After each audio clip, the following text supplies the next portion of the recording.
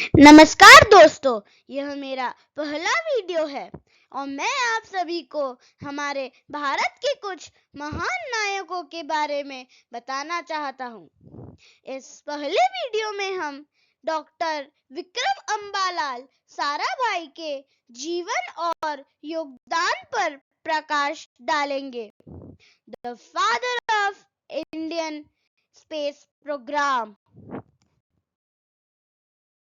13 April 1919 का वह काला दिन था जब जलियांवाला बाग हत्याकांड में सैकड़ों देशभक्त भारतीयों ने अपनी जान गंवा दी थी।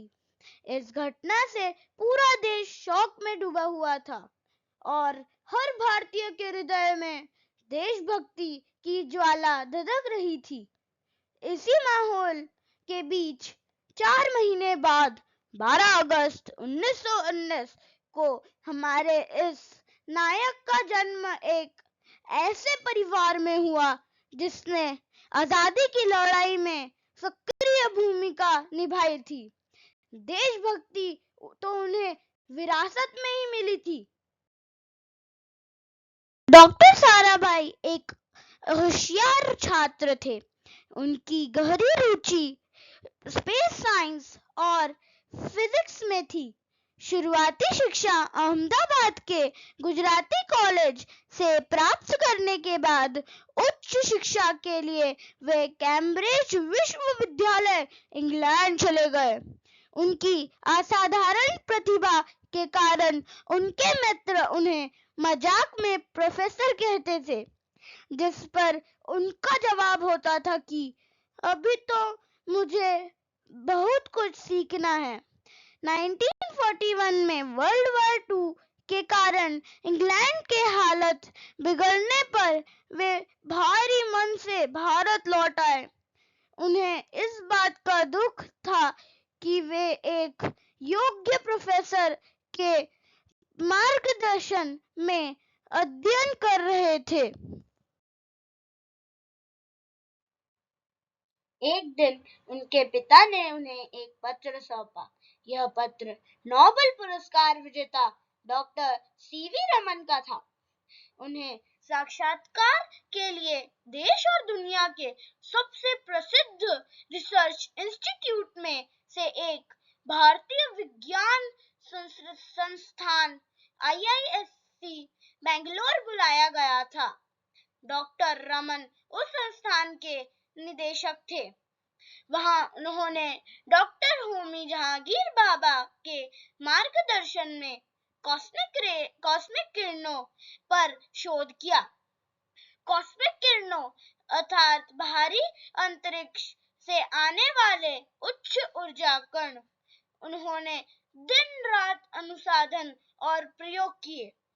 1947 में उन्हें उनके शोध प्रबंध ट्रॉपिकल लैटिट्यूड्स में कॉस्मिक किरणों की जांच के लिए PhD की उपाधि मिली। यह भारत के अंतरिक्ष विज्ञान के क्षेत्र में पहला महत्वपूर्ण स्तंभ था। भारत की आजादी के बाद उन्होंने पहले प्रधानमंत्री नेहरू जी को यह विश्वास दिलाया कि अंतरिक्ष अनुसंधान भारत के विकास के लिए अत्यंत आवश्यक है और इसी दूरदृष्टि का परिणाम था। 1969 में बेंगलुरु में भारतीय अंतरिक्ष अनुसंधान संगठन इसरो की स्थापना। डॉक्टर साराभाई इसके पहले अध्यक्ष बने। उनके ही मार्गदर्शन में भारत का पहला उपग्रह आर्यभट्ट निर्मित हुआ।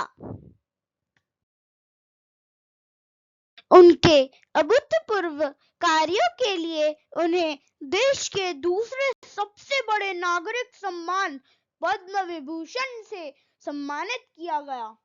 आज भी वे हमारे अंतरिक्ष अनुसंधान के लिए एक प्रेरणा स्रोत हैं।